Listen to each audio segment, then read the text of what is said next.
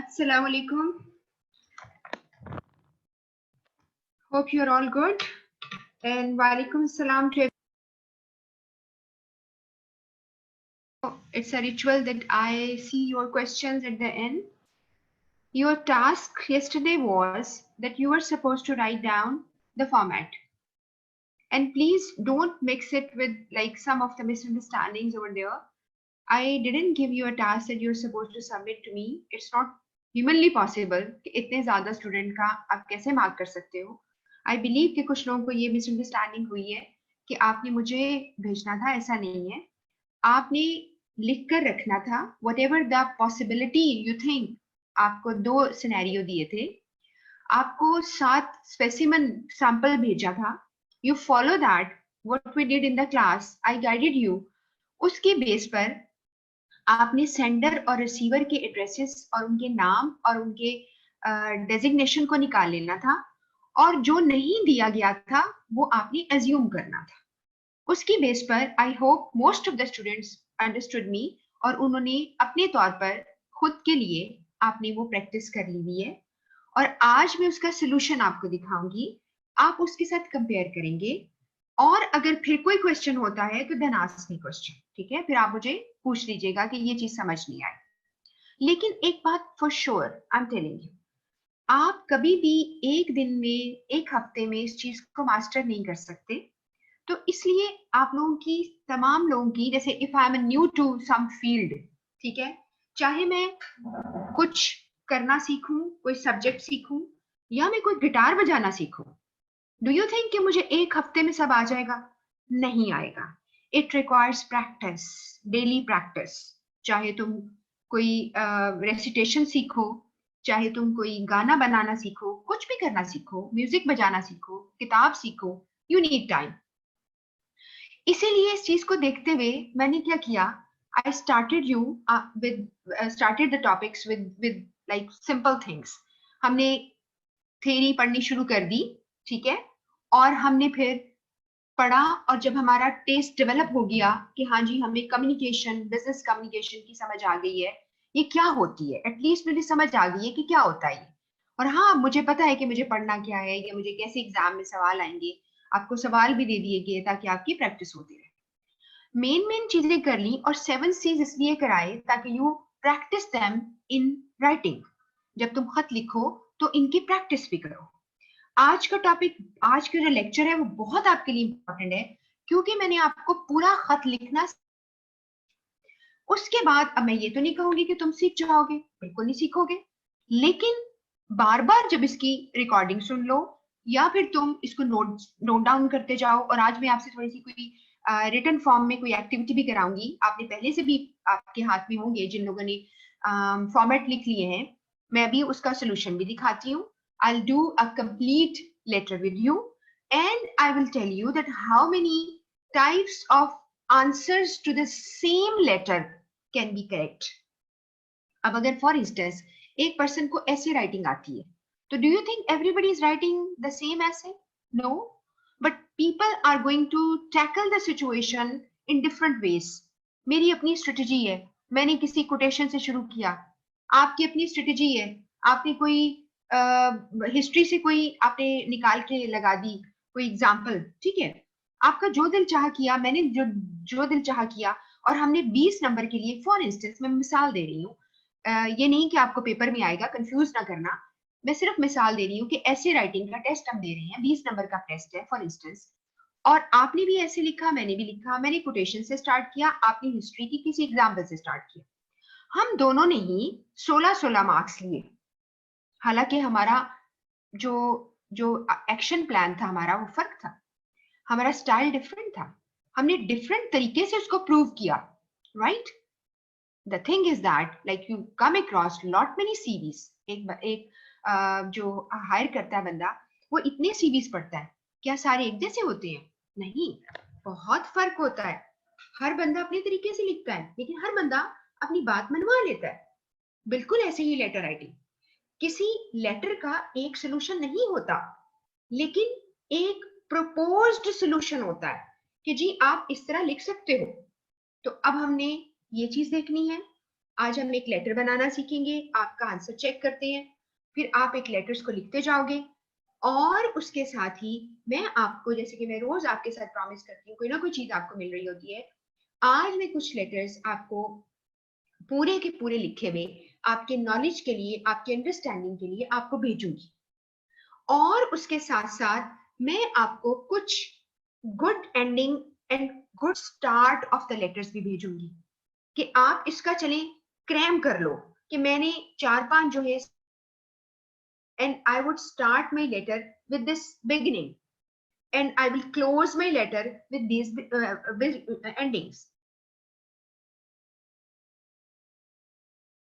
जाओ साथ साथ ही, जब तुम प्रैक्टिस कर रहे होते हो घर में, एक बात याद रखो, अगर तुम्हें कोई चीज भूल रही है, मसलन तुमने एक सैंपल लेटर मैंने भेजा था, उस पर तुम किसी और पास पेपर के क्वेश्चन कर रहे हो, और फिर तुमने वो, मैं आपके साथ शेयर करूंगी पास पेपर के क्वेश्चंस भी, अभी आप पहले ही कोई दिमाग में आपके संभालना है कि हम कहाँ से लेंगे।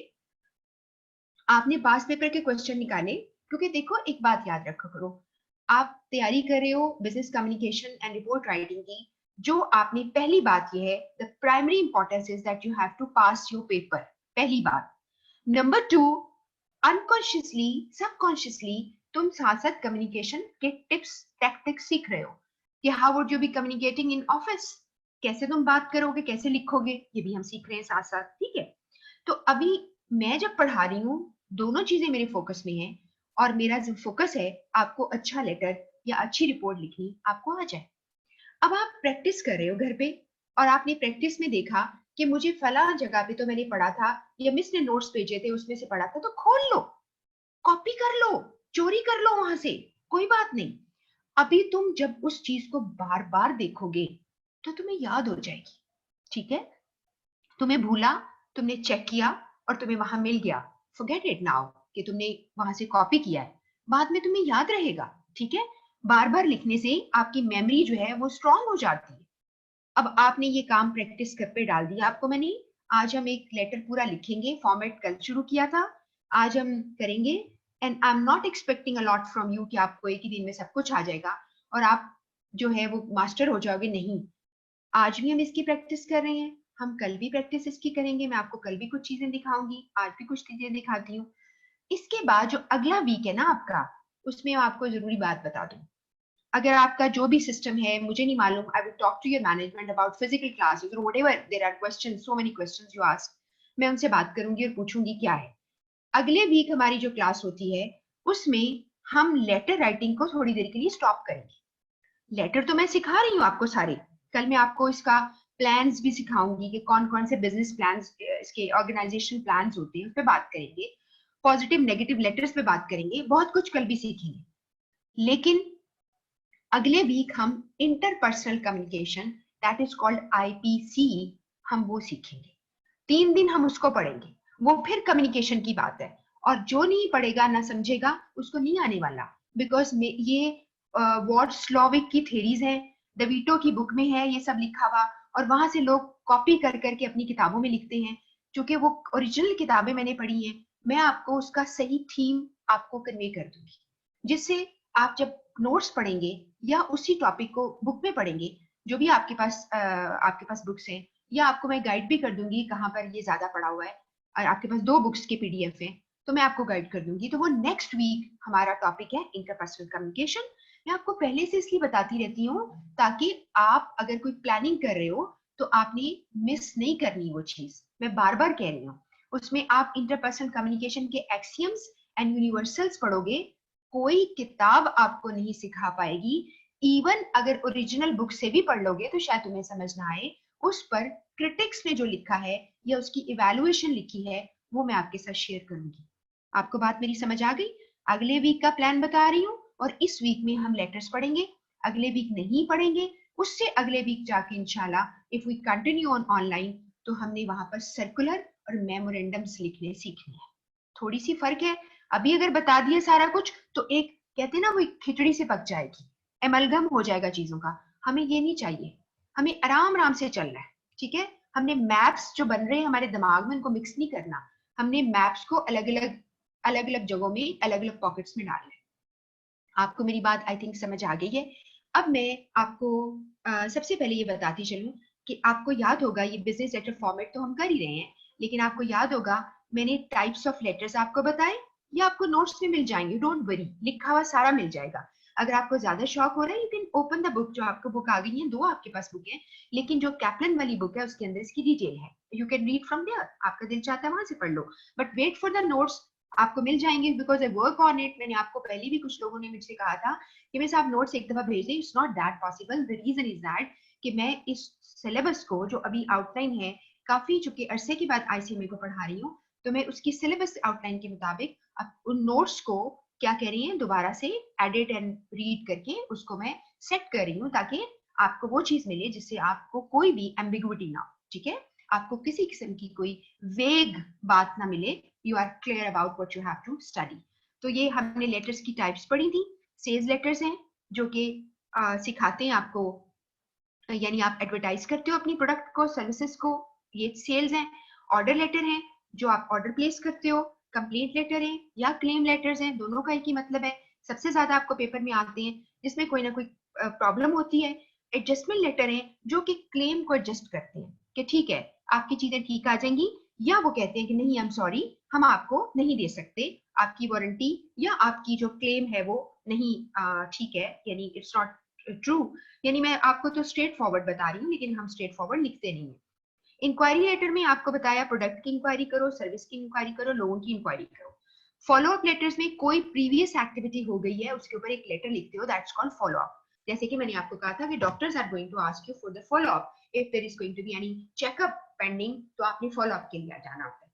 लेटर ऑफ रिकमेंडेशन में आपको बताया था these are kind of reference letters which कोई भी आपका रेफरी जिसे आप कहते हो, खाली रेफरी वो नहीं होता जो कि पहलवानों को रोकता है या बॉक्सर्स के बीच में रेफरी होता है। रेफरी जो होता है वो आपका आपको आप रेफरेंस देता है आपका, तो कोई भी आपका रेफरी जो है वो आपके लिए रिकमेंडेशन लेटर लिखता है, वो आपका एक्स एम्प्लॉयर भी हो सकता है या एकेडमिक्स होते हैं जिसमें के आपके जो प्रोफेसर्स वगैरह आपके लिए लिखते हैं। एक्नॉलेजमेंट लेटर क्या होता है, जब आप किसी भी चीज को एक्नॉलेज कर लेते हो, आपकी रसीद आ गई है एक्नॉलेज कर लो, आपका ऑर्डर आ गया एक्नॉलेज कर लो, आपने ऑर्डर रिसीव कर लिया एक्नॉलेज कर लो, किसी भी चीज की एक्नॉलेजमेंट होती है, yes okay we have got it, it's a kind of invoice, is a kind of receipt to the to whatever you have received. Cover letter are called covering letter as well. एक और इसका नाम है जो कल नहीं बताया था, रिपोर्ट पे बताऊंगी, उसे कहते हैं जी ट्रांसमिटर लेटर, यही वाला कवर लेटर, वहां पे रिपोर्ट में आपको सिखाऊंगी मैं। तो कवर लेटर क्या करता है, कवरेज देता है उस चीज को जो साथ जा रही है। एक कंपनी करता है, कंसाइनमेंट जा रही है, आपका सीवी जा रहा है उसको दे दो, आपका चेक जा रहा है उसके साथ दे दो, तो that is going to be a coverage, this is a cover letter. Report के साथ जा रहा है, उसको कवर कर रहा है कि इस रिपोर्ट में क्या है, मैंने क्या किया आपके लिए। रेजिग्नेशन में सिंपल, बताने की जरूरत नहीं, resign people and they write down a resignation letter. Order letter, ये मैंने कल भी कहा था, रिपीट हुआ है। क्रेडिट लेटर्स, क्रेडिट लेटर्स जो है वो क्या है, आप उधार लेना चाहते हैं, उधार पे चीजें लेंगे आप, पूरा ऑर्डर आप उधार पे ले रहे हैं, तो यू राइट क्रेडिट लेटर्स। अब जो क्रेडिटर है आपका, जिसने आपको उधार देना है, यू आर अ लेंडर, वो क्रेडिटर होता है, तो वो आपको यस नो के जवाब देता है। और कलेक्शन लेटर तब होते हैं जब कोई बैड डेट केस हो जाता है। बैड डेट केस आप में से कुछ लोगों को पता होगा कि पुरानी आपकी उधार थी, आपने चीजें ली थी, आपने वापस नहीं किए, तो यू सेंड अ लेटर और उसको कहते हो कि प्लीज आप हमें पैसे वापस कर दें, कलेक्शन लेटर्स हैं, या उसको कहते हैं वो रिटर्निंग लेटर्स हैं, और ये सीरीज में लिखे जाते हैं, यानी पहला reminder, second reminder, third reminder के तौर पे लिखे जाते हैं। उसके बाद ही हमने लेटर का फॉर्मेट पढ़ा और हमने आपको सिखाया लेटर के कुछ पार्ट्स बताए जो आपने कल लिखने सीखे। ये तो एक स्पेसिमन था, लेकिन जो मैंने आपको सिखाया है उसी पे आपने पाबंद रहना है, कहाँ किसका एड्रेस लिखना है। उसके लिए आपको ये नाम आने चाहिए थ्योरी के पेपर के लिए, जो कि आपके नोट्स में पढ़े होंगे, वो आप पढ़ लेना जो आपको नोट्स मिलते हैं।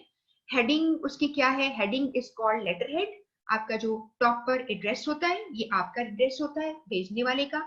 इनसाइड एड्रेस एक टर्म है, ये उसका एड्रेस है जिसने रिसीव करना है।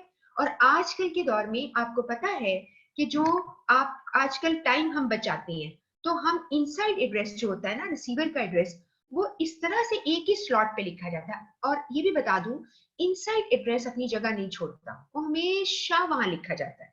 चाहे तुमने ब्लॉक फॉर्मेट लेना है, चाहे तुम्हें सेमी ब्लॉक लेना है, इंडेंटेशन यूज करनी है यानी पैराग्राफ मार्जिन देना है, whatever you want to do, you want to move your address, अपनी एड्रेस को मूव करो, राइट पे ले जाओ, सेंटर में ले जाओ, लेफ्ट पे ले जाओ, अपने कॉम्प्लीमेंट्री क्लोज जहां पे तुम योर सिंसियरली लिखते हो उसे राइट में ले जाओ, सेंटर में ले जाओ, लेफ्ट में ले जाओ, लेकिन इनसाइड एड्रेस नहीं हिलता, ये अपनी जगह पे रहता है, ये हमेशा लेफ्ट अलाइंड रहता है। ये इनसाइड एड्रेस हमारी आसानी के लिए आजकल जितने भी एनवेलप होते हैं वो उनके ऊपर एक ट्रांसपेरेंट विंडो बनी होती है लिफाफे के ऊपर, खत के लिफाफे पर। What you do is you fold the paper, अपनी लेटर के को फोल्ड ऐसे करते हो कि एड्रेस इनसाइड जो है उस विंडो में से बाहर नजर आता है, तो आपको दोबारा एड्रेस टाइप नहीं करना पड़ता, आप एक ही दफा एड्रेस टाइप करते हो और वो इजीली लोगों को अवेलेबल हो जाता है। इसके बाद है सैल्यूटेशन, जिसे ग्रीटिंग कहते हो, और ये सैल्यूटेशन ये नहीं होता अस्सलाम वालेकुम नहीं कहना, लेकिन आजकल हमारे यहाँ रवाज हो गया हुआ है, हम आमतौर पे आजकल जो ईमेल करते हैं अक्सर ही हम लोगों को अस्सलाम वालेकुम से कर लेते हैं, आप कर सकते हो, लेकिन dear sir, dear madam, dear mister Ahmed Ali और डियर मिस व्हाटएवर नाम, साइमा खान, कोई भी नाम है। और एक बात याद रखिए, जो खवातीन है ना उनके लिए आपने एम कैपिटल एस स्मॉल लिखना है, उसे प्रोनाउंस करते हैं मिज, ज साउंड, जी की साउंड आती है जेड की, लेकिन लिखते हैं M S dot, M capital S छोटा, हर खातून के साथ, अनलेस अंटिल खातून खुद बताती है कि जी मेरे नाम के साथ मिस लिखिए, उसने खुद अपने नाम के साथ लिखकर ब्रैकेट में मिस लिखा होता है जब वो कॉम्प्लीमेंट्री क्लोज लिखते हैं, ताकि वो इसलिए लिखती है कि तुम जब मुझे पुकारोगे, मुझे ग्रीट करोगे, सैल्यूटेशन लिखोगे, तो मेरे नाम के साथ मिस लिखना। कुछ लोग कहती है मिसेज लिखिए, कुछ लोग कहती है मिस लिखिए, एमएस।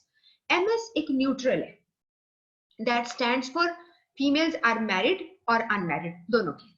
इस पे फिर बात कर लेंगे, फिर आपको एक दफा गाइड कर दूंगी, ठीक है, और मैं आपको नोट्स में भी लिख दूंगी ये चीज, ताकि आपको कोई परेशानी ना हो, क्योंकि प्रॉब्लम ये होती है, फनी बात है कि जो मेल है ना उनका स्टेटस दुनिया में हर जगह एक ही रहता है, सवाए इसके कि अगर वो 12 साल से छोटा है ना लड़का, तो उसको मास्टर कहा जाता है। जैसे आप में से अगर किसी को एक्सपीरियंस है, आपने ट्रेवल किया हो मुल्क से बाहर या आपने विद इन कंट्री, तो आपको जो टिकट मिलता है उसके ऊपर आपका नाम के साथ मास्टर लिखा होता है। If you are younger than 12 years तो आपको मास्टर समबडी, जो भी आपका नाम है, लेकिन जैसे ही 12 क्रॉस करते हो तो आपके नाम के साथ हमेशा के लिए एमआर लग जाता है, दैट इज मिस्टर, ठीक है।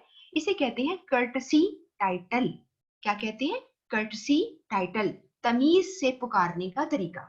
तो आपने किसी पर्सन को मिस्टर कहा, अब वो मिस्टर है, बैचलर है मिस्टर है, शादी कर ली मिस्टर है, डिवोर्सी है फिर भी मिस्टर है, ठीक है, या विडोर है तभी मिस्टर मिस्टर है, और 4 शादियां भी कर ले तभी वो मिस्टर रहता है।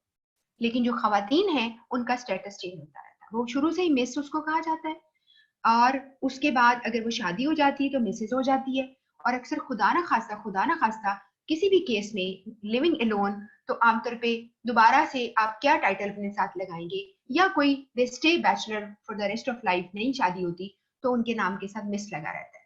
तो इस सारी तकलीफों से बचने के लिए या जेंडर जो बायसनेस से बचने के लिए बेहतरीन तरीका अंग्रेजों ने बता दिया कि खुदा के लिए खातून के साथ एमएस लगा दो, ताकि तुम्हें नहीं पता वो मैरिड है अनमैरिड है, जो भी उसके मसाइल हैं, जो भी स्टेटस है, उसके साथ एमएस लगा दो। और मर्दों का तो कोई भी मसला हो उन्होंने एमआर ही रहना है, ठीक हो गया। तो ये मैं दुख से नहीं कह रही हूँ, इट्स अ फैक्ट, ठीक है। अच्छा जी, इसके बाद आपके पास आ गया बॉडी ऑफ द लेटर। अभी हम बात करते हैं इसके ऊपर। कॉम्प्लीमेंट्री क्लोज किया, कल सिखाया आप लोगों को, आपने लिख के भी देखा, सिग्नेचर लाइन भी बताई कल आपने, सिग्नेचर लिखकर, और नीचे आप पेपर भी जब करेंगे ना, आप लिखेंगे तो वहां पे वर्ड सिग्नेचर लिख देना, क्योंकि सिग्नेचर तुम नहीं कर सकते ना वहां पर, तो तुम ये तो नहीं कर सकते ना कि अपन, और जो भी बंदा वो कहता है ना अज्यूम करो तुम्हारा नाम ये है, देखो अब लड़का है वो लड़की को अज्यूम करता है, जैसे कौसर नाम था, तो क्या तुम क्या करोगे, अब साइन करोगे कौसर की? No, you won't do that. जब हम खत हाथ से भी लिखना सिखाते हैं ना बच्चों को, तो उनको बताती है कि वहां पे वर्ड लिखना है सिग्नेचर, तुमने सिग्नेचर करके नहीं आने, ठीक है। उसके बाद है एनक्लोजर, ये भी आपको भी सिखाती हूँ क्या होता है। अगर आपने कोई अटैचमेंट की है, सीसी नोटेशन कल बताया था, कार्बन कॉपी, हाँ, तुम अगर चाहते हो ENC एनक्लोजर डालना, CC डालना नीचे एंड ऑफ द लेटर पर, तो डाल दो, जरा स्मार्ट लगता है लेटर। लेकिन एनक्लोजर तब डलेगा जब उसमें जरूरत पड़ेगी। इसके बाद टाइपिस्ट के इनिशियल होते हैं या सेंडर के, इसकी तुम्हें जरूरत नहीं पड़नी अपने पेपर के लिए, फॉरगेट इट। ये तुम्हारे ऑफिस में काम आ सकता है, लेकिन पेपर के लिए जरूरत नहीं। इसके बाद ही मैंने आपको फॉर्मेट सिखाए थे, और आपने कौन सा करना है, राइट एक्सट्रीम वाला।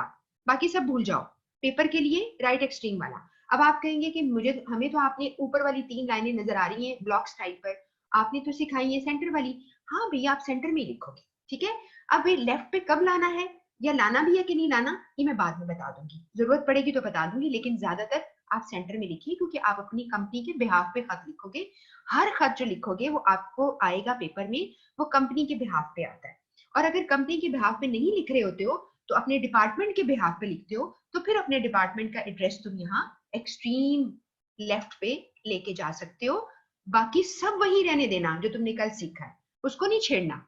अगर सिर्फ डिपार्टमेंट का एड्रेस लिखना है तो आप लेफ्ट पे ले आना, वैसे आमतौर पे आपको पेपर में ऐसा नहीं आता, ठीक है। तो if you want to check your self some of the papers back जो थे पास पेपर, तो तुम जाकर आई के इसकी ICMA की वेबसाइट के ऊपर पास पेपर पड़े हुए हैं, जो जब थ्योरी में आपको लिखने आया करते थे उसमें बहुत से लेटर्स पड़े, ठीक है। इवन आपका जो पेपर हुआ करता था, आई थिंक बिजनेस इंग्लिश का होता था, उसमें भी सवाल आया करते थे आपको लेटर लिखने की, तो आप जरा चेक कर सकते हो। You just go through that, you just find it, और you might be finding many many scenarios in the book जो आपको मैंने भेजी है। और वैसे ही बुक आप बुक स्टॉल से भी ऑर्डर करके सेम कंटेंट के साथ ले सकते हो, बड़ी दफा बताया आपको। इसके बाद है जी, आपको ब्लॉक स्टाइल लिखना सिखाया, ये मैंने आपको सिखाया ना स्टाइल, लेकिन लिखना क्या है, वो वही लिखना है जो मैंने सिखाया है। अपीयरेंस से तो ऐसा नजर आएगा, शक्ल तो ऐसी थी ना जो तुमने कल सीखी है, लेकिन आपने क्या करना है उसके साथ। और ये भी मैंने बताया था कि सैल्यूटेशन में 2 ऑप्शन है, सैल्यूटेशन में कॉमा लगा दो नाम के बाद, या कोलन लगा दो, 2 ऑप्शन है, it's all up to you. ये मैंने आपको सारा सिखा दिया, ये सिर्फ एक किताबी हद तक चीज है ये जो हमने देखा, बाकी मैंने आपको सिखाया। कल आपको मैंने ये होम टास्क में ये 7 स्पेसिमन भेजा था, जिसमें आपने पूरा पढ़ा, और आपने कहा कि जी कार्टन आपने गलत भेजे थे, आपको कंप्लेंट आई हुई थी, आपने एडजस्टमेंट लिखनी थी कि भाई सॉरी, किसी वजह से ये मिल गए हैं, तो हम आपको सही वाले भेज रहे हैं, ये आपने करना था। तो आपका जो लेटर था वो था एडजस्टमेंट लेटर। अच्छा, अब आपने कहा कि कहेंगे कि मिस ने हमें लेटर तो नहीं लिखना सिखाया, सिर्फ फॉर्मेट सिखाया है। मैं अभी सिर्फ फॉर्मेट की बात कर रही हूँ, सिर्फ मैं आपको बीच में आइडिया दे रही हूँ कि कौन सेंडर है कौन रिसीवर है, ताकि क्लियर हो जाए। और आपको जब ये बताया मैंने, और उसमें हमने ये आपको सिखाया था कि 4 इंफॉर्मेशन का सेट ए और 4 इंफॉर्मेशन का सेट बी तुमने निकालना है। नाम तुम्हारा क्या है, तुम्हारा डेजिग्नेशन क्या है, तुम्हारी कंपनी का नाम क्या है, तुम्हारी कंपनी कहाँ पे है। तुम्हें अपनी कंपनी के बारे में तो बहुत कुछ भेजना है, तुम्हें तो लेटर फॉर्मेट पूरा बनाना है, लेकिन जो रिसीवर कंपनी है उसका तुम्हें नाम चाहिए, डेजिग्नेशन, कंपनी नेम, एड्रेस चाहिए, बस। उसका फोन नंबर, उसकी website, not required, not required. अब तुम्हें तो वो कभी भी नहीं एग्जामिनर देगा तुम्हारी वेबसाइट वगैरह, इसलिए मैंने आपको एज्यूम करना सिखा दिया, आपने उसी को फॉलो करना है।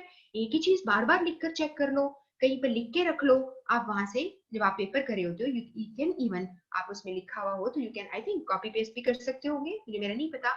ऑनलाइन अगर आपका पेपर होता है या आप जाके पेपर देते हो व्हाटएवर, तो आपको फौरन ही समझ आएगी कि how would you be doing, और आपको प्रैक्टिस बार बार होगी, तो you can do it in 2 minutes लगेंगे, और तुम फॉर्मेट बना लोगे। आपको बताऊं, बाज पेपरों में फॉर्मेट, अगर आपका 10 नंबर का सवाल है ना, तो फॉर्मेट के 3 से 4 नंबर जरूर होते हैं। तो आप समझ लें फॉर्मेट ठीक लिखा तो आपके 4 नंबर तो सिक्योर कर लिए तुमने, ठीक है। 10 में से पास करने के लिए तुम्हें 1 नंबर और चाहिए, तो इसलिए ध्यान कीजिएगा आपका फॉर्मेट बहुत अच्छा हो। थोड़ी बहुत आपने स्टार्ट याद किया है, एंड याद किया हुआ है आपने पहले से ही, जैसे मैं आपको भेजूंगी, या आपने इतने लेटर्स पढ़ लिए होंगे तो आपको आ जाएंगे। और प्लीज इन सब चीजों को ध्यान से रखिएगा, ये आपकी जिंदगी में भी काम आएंगे। आपको अच्छे खत लिखने आएंगे, अच्छी ईमेल लिखोगे, तो you are going to be something very valuable for the company. अब तुम्हें ये इंफॉर्मेशन चाहिए, और मैंने नीचे रेड कलर से लिखा था कि अगर कोई इंफॉर्मेशन मिसिंग हुई तो अज्यूम कर लेना। उसके लिए हमने यहाँ पर अंडरलाइन किए हुए निकाले, कल हमने सारा कर लिया था, और फिर हमने निकाला तो हमने ये बना दिया। मैंने आपको बताया लोगो का लफ्ज लिखो, लिख लो। और ये इसको सेंट्रलाइज करना सीखो। और एक बात, एक और मैं आपको आइडिया देती हूँ।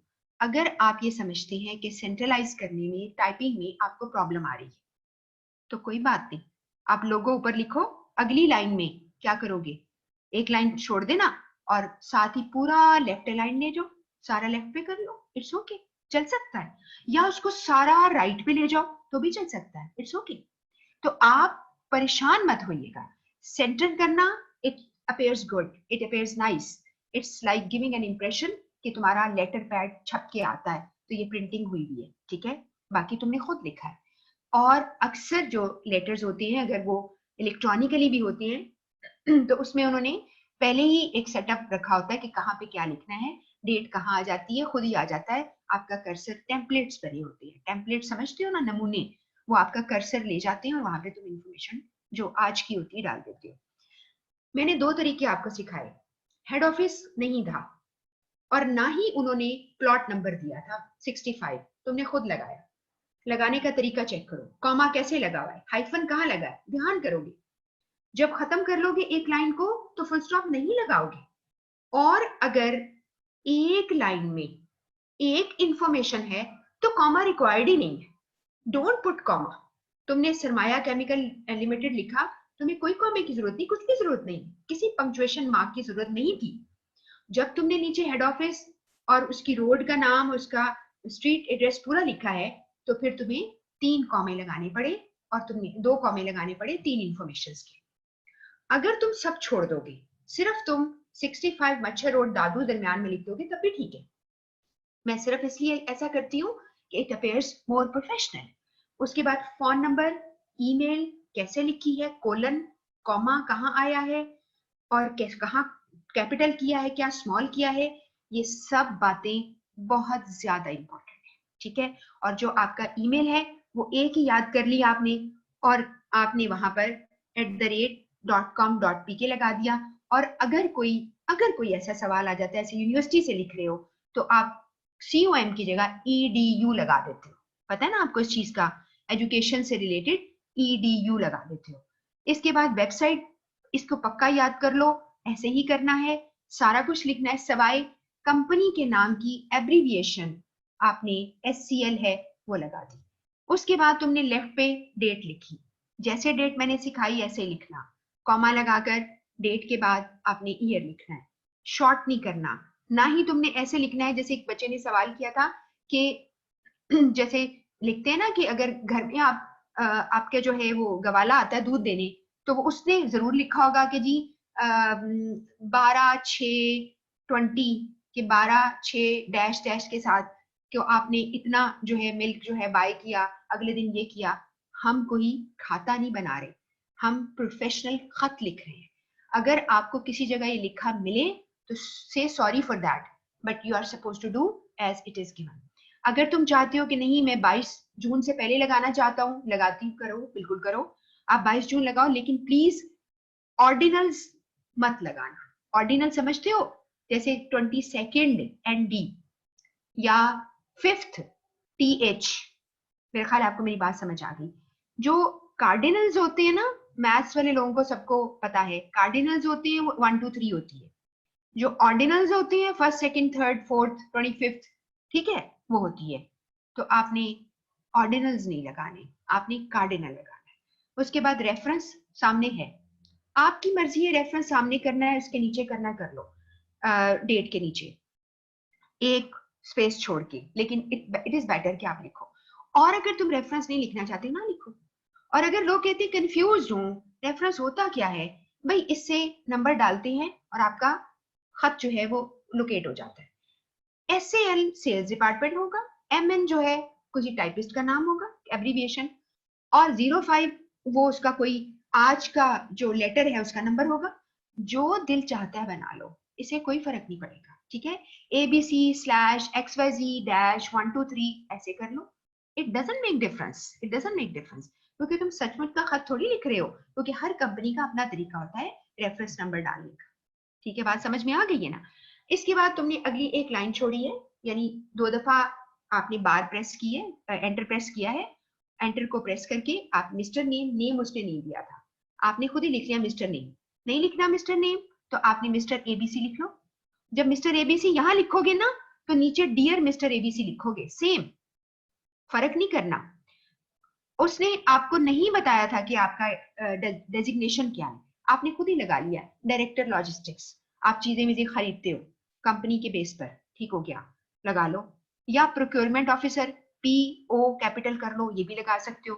और अगर तुम्हें कुछ भी समझ नहीं आती तो मैंने बोला था कि तुमने एक लफ्ज लिख देना डी कैपिटल के साथ, designation, mister name comma designation. कुछ लोग कहते सम डेजिग्नेशन, एस बड़ा डी बड़ा लिख सकते हो। उसके बाद है बुखार एसोसिएट, उस कंपनी का नाम था, खुद से मत चेंज करना, जो दिया है वही लगाओगे। 111 उसने प्लॉट नंबर बोला था, मैंने प्लॉट नंबर लफ्ज नहीं लगाया, लगाना चाहते हो लगा लो।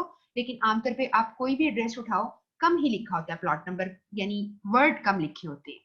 111 डैश या हाइफन इसे कहेंगे, इकबाल रोड कॉमा बदीन, ये एड्रेस था ना, हमें उसका ईमेल चाहिए ना कुछ भी नहीं चाहिए। डियर मिस्टर नेम लिखा और ये आपका एड्रेस था। दूसरे में सिर्फ ये फर्क करके दिखाया था आपको कि मैंने SCL ऊपर लिख दिया, लोगो जो है लफ्ज लोगो नहीं लिखा, एब्रीविएशन लिखी, इसको फॉलो आपने करना था। इसी तरह अगर आपने यहाँ पे रोड लिखी है, साथ आपने सिटी का नाम लिखा है, आगे आप पोस्टल कोड लगाना चाहते हो तो लगा दो, नहीं लगाना तो ना लगाओ। अब तुम्हें ऑफिस अपने एग्जामिनेशन हॉल में बैठ के तुम्हें क्या पता किस जगह का पोस्टल कोड क्या है, ठीक है।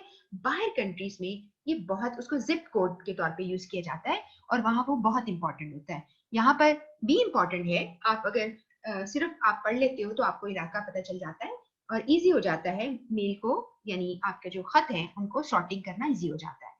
फोन ईमेल सब कुछ वही है, सब कुछ वही है, बाकी सब नीचे वही है, ठीक है।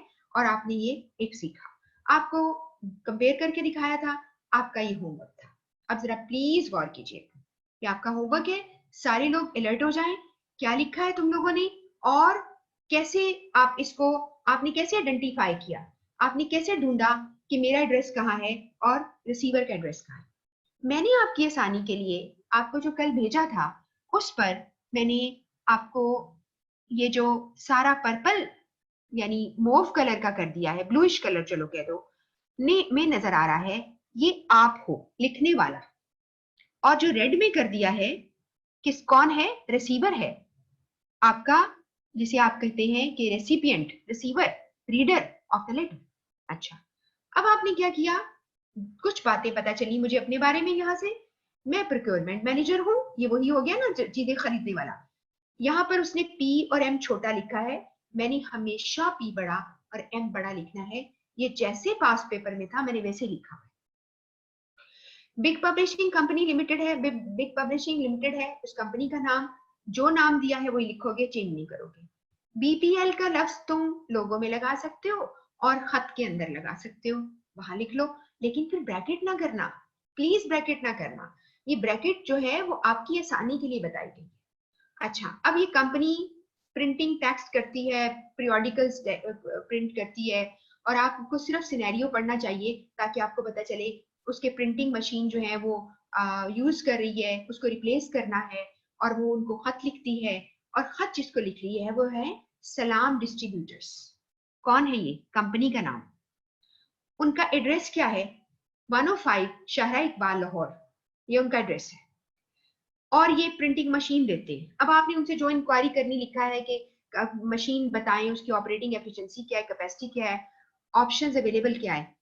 आपने प्लीज एक बात याद रखिएगा, जो लिखा है ना इसने 3 बुलेट्स में, इसका ये मतलब नहीं है कि तुम लफ्जों को कॉपी करोगे बॉडी में, बॉडी ऑफ द लेटर में।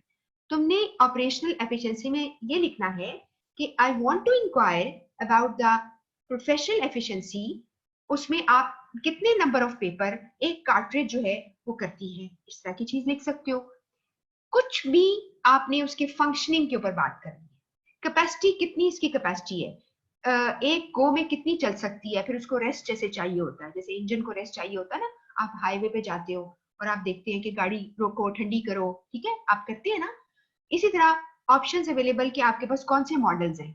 अभी करंटली हम ये मॉडल एबीसी यूज कर रहे हैं, क्या आपके पास XYZ या ये भी है, आपने इसको इंटरनेट पे ही चेक किया है, इस तरह की बातें। उसके बाद गारंटी, ओल्ड मशीन को चेंज करके क्या आप कुछ फायदे देंगे, जिस तरह पुराना गद्दा आप वापस करते हो, नया आप ले आते हो, उसमें आपको कुछ एक्सचेंज मिल जाता है, ये आपने पूछना था। बात आ रही है इस वक्त आपको क्या काम दिया था, आपका फॉर्मेट।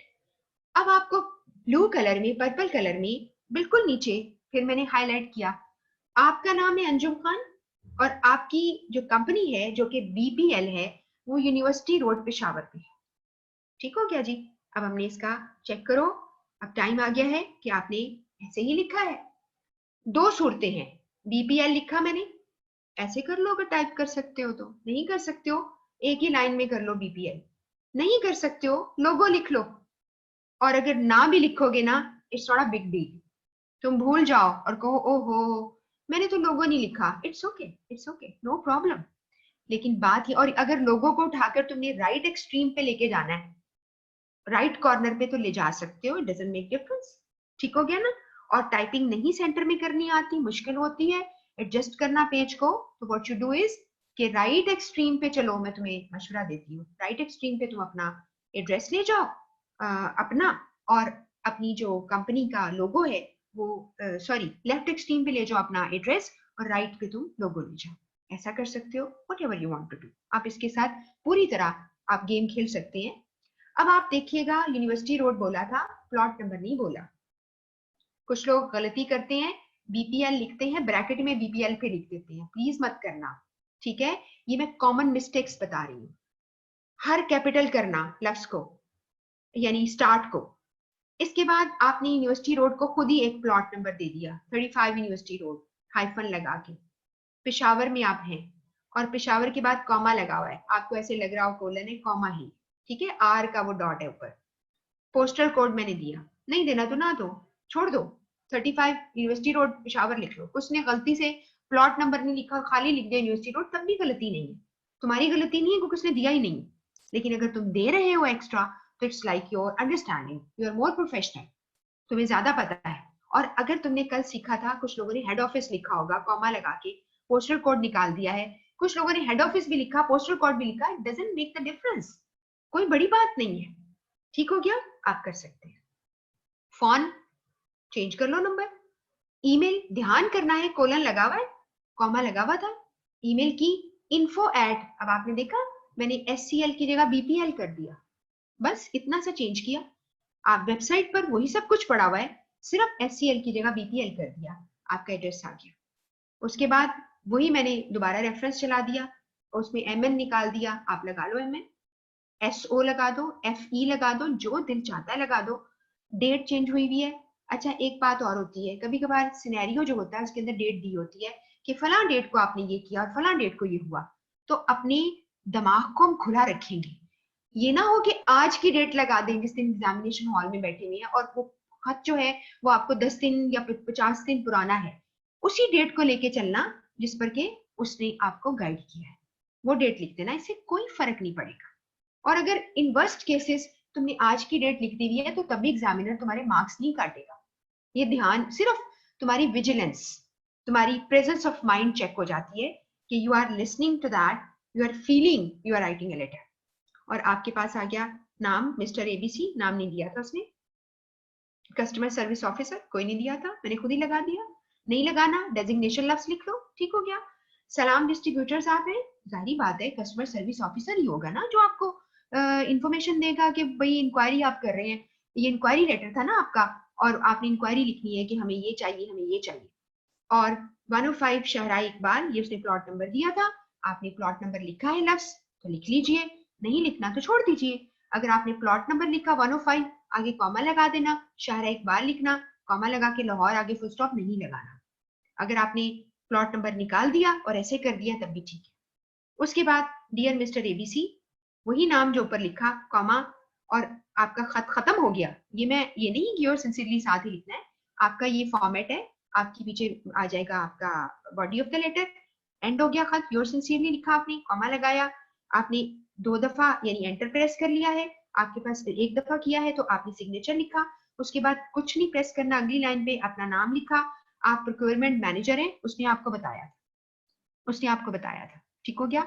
अगर आप चाहते हैं, खत में जिक्र किया है जी मैंने अपनी जो मशीन आपसे पहले खरीदी थी, मैं उसकी इनवॉइस की कॉपी आपको भेज रहा हूँ, अगर आप लिखते हैं, आप लिख सकते हैं कि मैंने इनवॉइस की कॉपी दी है ताकि आपको पता चल सके कि हमने कब खरीदा था और यानी क्या स्टेटस है उसका, तो वहां पर ENC डाल देना। प्रोक्योरमेंट मैनेजर के बाद ENC या एनक्लोजर लिखकर कोलन और आगे लिख देना इनवॉइस, कॉपी ऑफ इनवॉइस। नहीं लिखना, एनक्लोजर 1 भी लिख सकते हो कि जी मैंने इस खत के साथ एक कोई कॉपी अटैच की है। ये बात समझ में आ गई आपके? आगे चलते हैं। ये सब प्रैक्टिकल आपको करना है, नहीं करेंगे तो मुश्किल हो जाएगी। दूसरा आपका होमवर्क आ गया। आपका होमवर्क ये था कि आप अब्दुल बासित हैं, मार्केटिंग मैनेजर हैं क्लासिक यूनिफॉर्म कंपनी लिमिटेड की। ऐसा ही हुआ, मैंने इसको फिर ब्लू कर दिया पर्पल कलर का। और अब आप नोट करो, यहाँ पे उसने 12 दिसंबर 2016 डेट दी हुई है। डेट का ध्यान करोगे तो अच्छा होगा, नहीं करोगे तो कोई बड़ी मिस्टेक नहीं है। और इस सारी में तुमने ये देखा था कि यूनिफॉर्म चाहिए। आपको पता है यूनिफॉर्म जो होता है कंपनीज, जैसे आप पेट्रोल जो आपकी गैस स्टेशन होते हैं, पेट्रोल पंप पे जाते हो, you see over there people are wearing uniform. You go to any brand, आप कपड़े खरीदते हो, आप देखते हो उन्होंने एक ही कलर के कपड़े पहने होते हैं, तो ये उनका क्या होता है, इसे कहते हैं कंपनी का एक सिंबल होती है, ठीक है, कंपनी की पहचान होती है, आइडेंटिटी होती है। तो आपने यूनिफॉर्म ऑर्डर किया। अब आप देखिएगा उसने सिचुएशन ये बताई है कि आपने पहला ऑर्डर एग्जीक्यूट कर चुके हो तुम, आपका दूसरा 15 को पेंडिंग है और तीसरा 15 को जून को है, 15 अप्रैल को, 15 जून को। और मसला ये हो गया कि जो सप्लायर है आपका, प्लीज ध्यान से इंफॉर्मेशन लिया करो। जो आपका फैब्रिक सप्लायर है, आप यूनिफॉर्म सी कर देते हो, फाइनल कंप्लीट करते हो, उस पे लोगो वगैरह उसका जो होता है वो प्रिंट करवाते हो, जो भी करवाते हो वो तुम करते हो। तुम्हें फैब्रिक कहाँ से आता है? किसी ABC कंपनी से। उस कंपनी के जो फैक्ट्री है उसमें आग लग गई। अब तुम्हारे पास मटेरियल नहीं पहुंचा टाइम पे, तुम नहीं कर पाए, तो तुम क्या कर रहे हो? तुम ये लिखोगे, तुम feel your self very very professional. आप इतना ऑर्डर दे चुके हैं ऑन टाइम, आप उसके पुराने कस्टमर हैं। ऐसी सूरत हाल में जब आप पहले डील कर चुके हैं ना, तो हमारे खतों का स्टार्ट ये नहीं होना चाहिए। कुछ खतों में आपको मिलेगा कि we are the manufacturer of this या we are the uniform distributor. नहीं, वो जानते हैं तुम एक डील कर चुके हो, तो तुमने क्या करना है, तुम हमेशा रेफरेंस लिखोगे कि this refers to your order number this, जिसमें आपको इतने टोटल आपने 2500 यूनिफॉर्म का ऑर्डर दिया था, 1000 हम आपको दे चुके हैं, 1000 हमारा पेंडिंग अभी है, और फिर 15 जून को अगला है 500। लेकिन आपको प्रॉब्लम आ गई है जो आपके बियॉन्ड योर, जो कहते हैं कंट्रोल, आपके कंट्रोल से बाहर है। और उसमें आपने क्या किया है, आपके कंट्रोल से जब बाहर है तो आपने उनको से टाइम थोड़ा लेना है। आपने हफ्ता और ले ली, आपने किसी और जगह से फैब्रिक ऑर्डर किया हुआ है मसलन, आपको मिल जाएगा, ठीक है ना। अब वो आग कैसे लगी, उसमें क्या मसला था, ये आपका काम नहीं है, ये आपका काम नहीं है इस खत में। इसमें आपका बिल्कुल मसला नहीं, ना ही अपने कस्टमर को आप बताएंगे। मैं आपको समझा रही हूँ क्योंकि मैंने आज आपको खत लिखने सिखानी है। तो आपका मसला नहीं है, आपने सिर्फ उनसे टाइम ज्यादा लेना है। और ना ही ये जो टेबल बना है उसको दोबारा ड्रॉ करना है, नहीं करना। सिर्फ आपने बताना है कि जी आपने बड़ा प्रोमिनेंट लिखना है, 15 फरवरी को आपको किया आपने, यानी आपको सेटिस्फैक्ट्री आपका जो है ऑर्डर प्लेसमेंट हो गई थी, आप हमारे काम से हमेशा खुश हैं, हम क्वालिटी का काम करके देते हैं हमेशा से, और आप मेरे रेगुलर हमारे कस्टमर हैं। तो अभी आपको प्रॉब्लम हमें आ गई है इसकी वजह से कि हमारे सप्लायर नहीं दे पा रहा, तो हमारा काम डिले हो गया, और आपकी तरह के और भी बहुत सारे ऑर्डर जो हैं वो थोड़े डिले हो गए। तो आप उनको 8 दिन की, हफ्ते की मोहलत और लेते हैं। आपका जो ऑर्डर है 15 अप्रैल की बजाय आप उसे 25 अप्रैल को कर दें, लेकिन जून का ऑर्डर ऑन टाइम होगा। बात खत्म हो गई। ये है तरीका खत लिखने का। सिचुएशन में you have to put yourself in situation. और एक बात याद रखना कि जब मैं ट्रेनिंग कराती हूँ और उनको खत में लिखवाती हूँ लोगों को लिखना, तो मैं उन्हें पता क्या कहती हूँ, अगर तुम्हें सिनेरियो कहता है कि तुम किसी कंपनी के डीन बन जाओ या किसी कंपनी के तुम CEO बन जाओ, तो बिहेव लाइक दैट। और अगर वो तुम्हें कहता है कि तुम एक लेबरर हो और तुम्हारे से कोई मशीन टूट गई है और तुम खत लिख रहे हो, फील लाइक अ लेबरर। आप मेरी बात समझ गए हो? तो आपने सिचुएशन को फील करना है। अपनी पोजीशन को देखना है, उसके मुताबिक खत लिखना है और बहुत ही प्रोफेशनल लिखना है, जिसमें प्रिसाइज, कंप्लीट, एक्यूरेट, करेक्ट, ठीक है, कर्टियस, कंसिडरेशन, सारे 7 C's की प्रैक्टिस यहाँ पे, इसीलिए आपको 7 C's सिखाए। ये बात आपको मेरे ख्याल है समझ आ गई।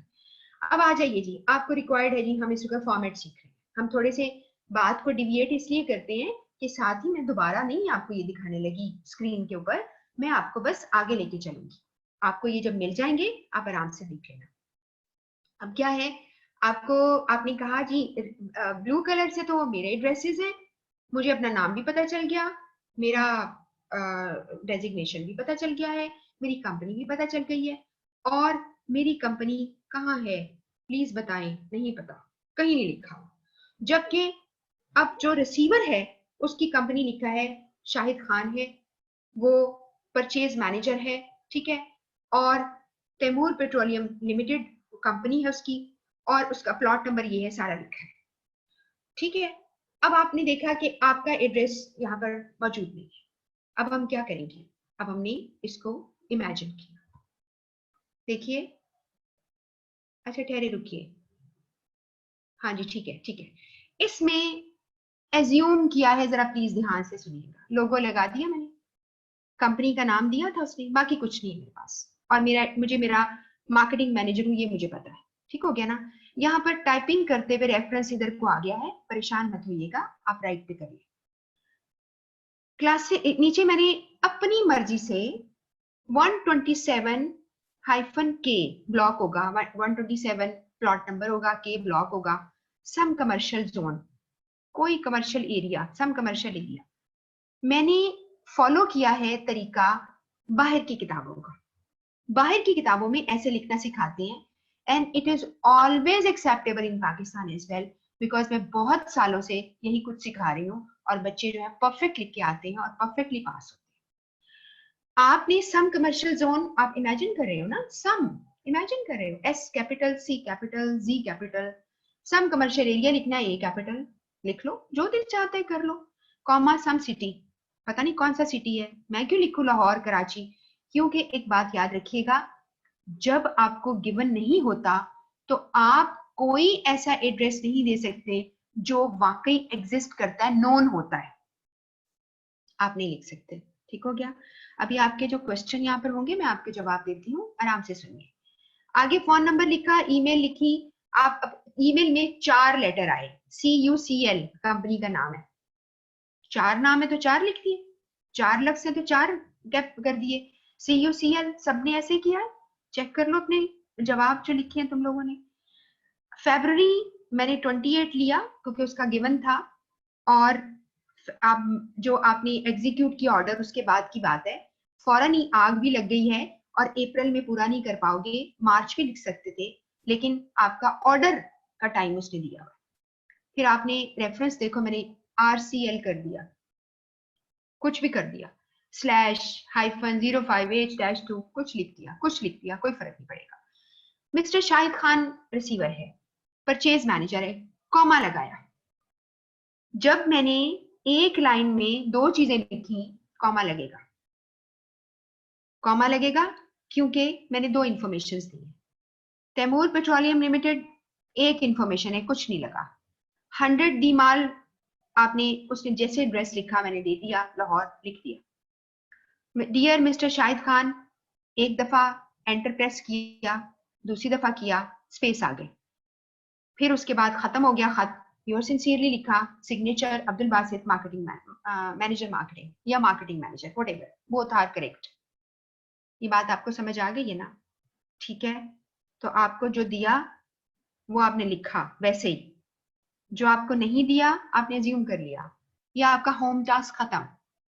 आप सबको ये बात समझ में आ गई ना। आई बिलीव कि अगर किसी को कोई प्रॉब्लम होगी तो definitely you ask me question, और अगर आप देखें, आप एक्चुअली अननेसेसरी क्वेश्चन बहुत ज्यादा कर लेते हो ना, तो इसलिए बाज़ ऐसा होता है। अगर आप ऐसा भी कर सकती हैं, अगर आपने कोई क्वेश्चन, जैसे शनावर ने एडमिन को सिर्फ राइट दिए हुए हैं, तो अगर आप करना चाहते हैं क्वेश्चन, वाकई कोई पूछना चाहती है, तो आप मुझे भी कर सकते हो व्हाट्सएप, शनावर को या GR को भी कर सकते हो, they can also communicate to me, मुझे आगे फॉरवर्ड कर सकते हैं, ठीक हो गया। तो आप ऐसा कर सकते हो। अच्छा जी, ये आपको एड्रेस सिखा दिए, बाकी आपको सारी चीजें जैसे लोगो नहीं लिखना, आप कहेंगे जी मैंने तो CUCL लिखा हुआ है तो लिख लो, नो प्रॉब्लम। ठीक है जी, इस पे क्लियर हो चुके हैं आप? अगर आप ये क्लियर वाकई हो चुके हैं ना, it's a big achievement at such early time, it's big achievement कि आपने बहुत अच्छा बनाना सीख लिया। अब आपके पास जी, ये हम कर चुके थे क्लास में, जिसमें आपने सिचुएशन ये सारी की थी, तो इसके लिए ये मैं कर चुकी हूँ, अभी कुछ नहीं इस पे बात करूंगी। सरमाया केमिकल लिमिटेड बहुत दफा किया हमने। अगर मैं इसको पूरा खत बनाती, गौर कीजिएगा इस बात को, मैं अब आपको पूरा खत बनाना सिखा रही हूँ, तो आप अगर इस पे पूरा खत बनाते तो आपके पास एड्रेस लिख लेते, डेट्स लिख लेते, रेफरेंस लिख लेते, इनसाइड एड्रेस लिखते जो रिसीवर का एड्रेस है। उसके बाद जब आपने ये लिखा, उसके बाद first para, second para, third para लिखते हो, 3 पैरा लिखते और फिर ये खत उसी तरह खत्म कर लेते। लेकिन ये पैराग्राफ जब हम लिखते हैं, हमें क्या करना है, जरा प्लीज ध्यान से सुनिएगा। इसको गौर से सुनिए। यहां से आइए, आपने क्या किया, आपने कॉमास मैंने यहाँ पे लिखा है इसलिए कि अगर एक से ज्यादा रेड कलर का जो नजर आ रहा है, एक से ज्यादा इंफॉर्मेशन हो तो कॉमा लगाते हैं, ये इसलिए लिखा। जब आपने लीव अ लाइन लिखा तो यहाँ पर लीव अ लाइन, जब आप एक टाइप की इंफॉर्मेशन दे चुके, आपने पूरा एड्रेस लिख लिया है, एक टाइप की इंफॉर्मेशन चली गई, उसके बीच में कोई आपने स्पेस नहीं दी, अगली इंफॉर्मेशन चाहे वो एक लाइन की क्यों ना हो, आपने स्पेस देनी है। आपने एंटर 2 दफा प्रेस किया, आप डेट पे आ गए, फिर एंटर 2 दफा प्रेस किया, आप इनसाइड एड्रेस पे आ गए। ये टाइपिंग का तरीका समझो। जब आप इसको इनसाइड एड्रेस को टाइप कर रहे हो, उसके बीच में कोई स्पेस नहीं है, सिर्फ आप अगले बार अगले एंटर करोगे, अगला पेज चले जाओगे और खत्म हो जाएगा। 3 लाइनें आई, 4 आई, अगर किसी केस में आपको लंबा एड्रेस देता है तो आपके पास 4 लाइनें मसलन आ गई, तो आपने इतना लंबा आगे तक ले जाने की बजाय क्या करोगे, मसलन बाजू का पता क्या होता है, कुछ एड्रेसेस ऐसे दिए होते हैं, ऑफिस के जो नंबर होते हैं वो दिए होते हैं, प्लाजा दिया होता है, रोड दी होती है, शहर दिया होता है, और फिर जाके पोस्टल कोड दिया होता है मसलन, या इलाके का नाम दिया होता है। ठीक है, तो आपका एड्रेस बड़ा लंबा हो जाता है। स्टूडेंट पूछते हैं मिस क्या करें, एक ही लाइन में चलते गए? नहीं नहीं, दूसरी लाइन में आ जाओ। लेकिन जब तुम अगली लाइन में आओगे तो ऊपर जो भी छोड़ के आए हो उसके आगे कॉमा ना लगाना, उसको छोड़ देना। समझ आ रही है बात की? तो 3 से 4 लाइनों में भी आपका रिसीवर का एड्रेस आ गया तो आने दें, और आपका अपना भी एड्रेस अगर आगे चलता है, एक लाइन लेता है तो आने दें, कोई बात नहीं। उसके बाद अब आपने अपना एड्रेस, रिसीवर का एड्रेस लिख लिया, 2 दफा एंटर प्रेस कीजिए, आपकी लाइन जो है छूट जाएगी। यू गिव अ स्पेस, वहां लिखेंगे डियर मिस्टर नेम, फिर लाइन छोड़ेंगे, पहला पैराग्राफ लिखेंगे। जब पैराग्राफ पूरा हो जाएगा, then you leave a line space, यानी 2 दफा एंटर। सेकंड पैराग्राफ किया, 2 दफा एंटर, फिर थर्ड पैरा किया, 2 दफा एंटर। क्यों करोगे? उसकी वजह यह है कि अगर तुम्हारा पहला पैरा खत्म होता है लाइन के एंड पर और तुम आगे जाते हो और तुम ब्लॉक फॉर्मेट ले रहे हो, तुमने इंडेंटेशन नहीं यूज की, यानी पैराग्राफ मार्जिन नहीं देते, तो फिर कैसे पता चलेगा ये पैरा अगला है? वो तो जुड़ जाएगा और एक पूरा बड़ा सा एक चंक बन जाएगा। तो व्हाट यू डू इज, आपने 2 दफा प्रेस करना है ताकि पता चल जाए इट्स अ सेकंड पैरा। और in cases when you are doing bullet points में लिख रहे हो, जैसे अभी तुमने इंक्वायरी मशीन की पीछे देखी है, प्रिंटिंग मशीन की इंक्वायरी कर रहे हो, तो फिर तुम चाहो तो लाइन छोड़ो, चाहो तो ना छोड़ो, क्योंकि जब बुलेट्स पॉइंट दोगे, पैराग्राफ कहीं भी खत्म हुआ तो उससे मर्ज होने के चांसेस खत्म हो जाएंगे। तो अब आपने मर्जिंग को स्टॉप करने के लिए आपने क्या किया है, 2 दफा एंटर प्रेस करना है पेपर में बनाते वक्त इस खत को। थर्ड पैरा खत्म हुआ तो अब आपने डेफिनेटली 2 दफा एंटर प्रेस करोगे, तो अब आपका आ जाएगा योर सिंसियरली। उसके बाद 2 यानी 2 दफा एंटर प्रेस करोगे तो स्पेस आ जाएगी, फिर सिग्नेचर, और अगर तुम ना भी करोगे ना, एक स्पेस कर दोगे और सिग्नेचर लफ्ज लिखोगे और तुम अगर सिग्नेचर का लफ्ज नहीं भी लिखोगे, खाली अपना नाम लिखोगे, तब भी चलेगा आपके पेपर के लिए, इट्स ओके। योर सिंसियरली के बाद एक स्पेस छोड़ोगे, नीचे सिग्नेचर लिखना लिख लो, नहीं लिखना खाली नाम लिखो, अपना मार्केटिंग मैनेजर अपना लिख लो। डेजिग्नेशन नहीं दिया तो सम डेजिग्नेशन लिख लो, खाली डेजिग्नेशन लिख लो, कर सकते हो, यहाँ पर भी कर सकते हो। आई बिलीव कि आपको मेरी पूरी बात समझ आ गई। अब मैं क्या करूंगी, फिर मैं वही कर सकती हूँ कि मैं आपको ये आपके साथ शेयर कर लूंगी ताकि आप इसको आराम से देख सको और फिर बनाना सीखो। जी, अब आपका पिछली कहानी खत्म। आपको मैंने खत सारा तरीका बता दिया टाइपिंग का।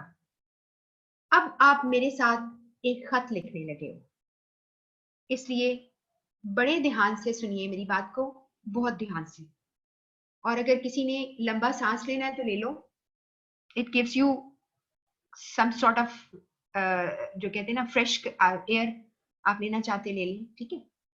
इसके अलावा आप जो हैं, कोई बैठा है तो खड़ा हो जाए, थोड़ा मैं चाहती हूँ कि थोड़ी सी ब्रेन एक्टिव हो आपका, ठीक है। ये योगा करते हैं ना लोग, वो क्यों करते हैं, उनका ब्रेन जो है वो बहुत तेज काम करता है, पता है आपको।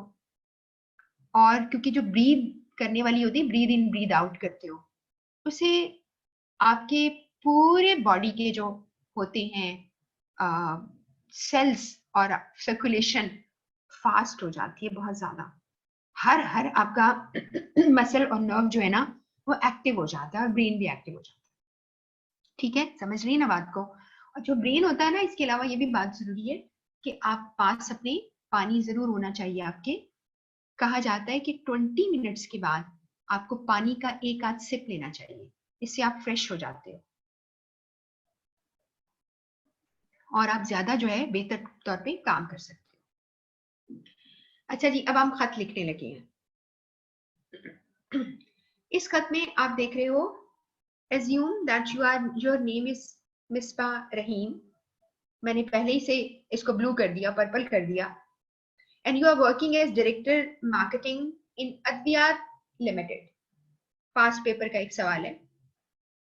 तुम उसके क्या हो, मार्केटिंग डायरेक्टर। क्या करते हो, मार्केटिंग करते हो, हमारी चीजें खरीदिए, इसमें ये है, एडवर्टाइज करते हो। ये जो अद्वियात है क्या करती है, रिप्यूटेड फार्मास्यूटिकल कंपनी है, लोकेटेड एट 25 दोस्ताना रोड कराची, ठीक है। अब मुझे नहीं पता दोस्ताना रोड है कराची में, जो लोग कराची वाले उनको पता होगा। तो यहाँ पर उन्होंने आपको आपका नाम, आपका एड्रेस और डेजिग्नेशन बता दिया, ठीक हो गया। और आपकी कंपनी करती क्या ये भी बता दिया, फार्मास्यूटिकल कंपनी। ध्यान से इसको पढ़ना है, इतना टाइम नहीं होगा कि आप वेस्ट कर लोगे, प्रैक्टिस होगी तो 1 सेकंड में आपको करना आ जाएगा। AL यानी एब्रीविएशन हो गई, is engaged in the manufacture of syrup. वो एक सिरप बनाती है, कंपनी सिरप बनाती है। टू कॉम्बैट ओबेसिटी, कॉम्बैट मुकाबला करना, ओबेसिटी मोटापा, मोटा हो जाना, ओबीस पीपल, ओबेसिटी।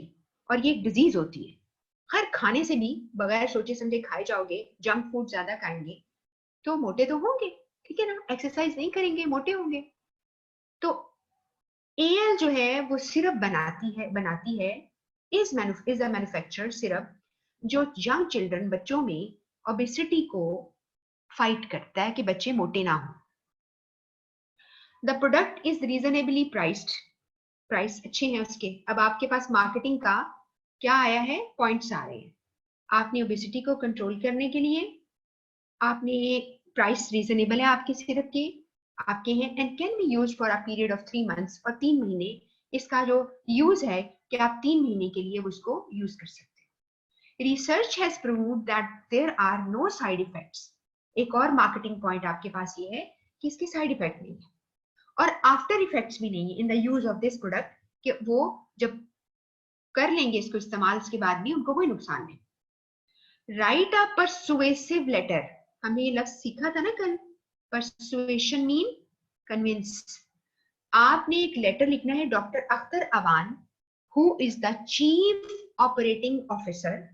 गौर कीजिए, चीफ ऑपरेटिंग ऑफिसर COO होता है, आप एब्रीविएशन भी लिख सकते हो आपका दिल चाहे तो।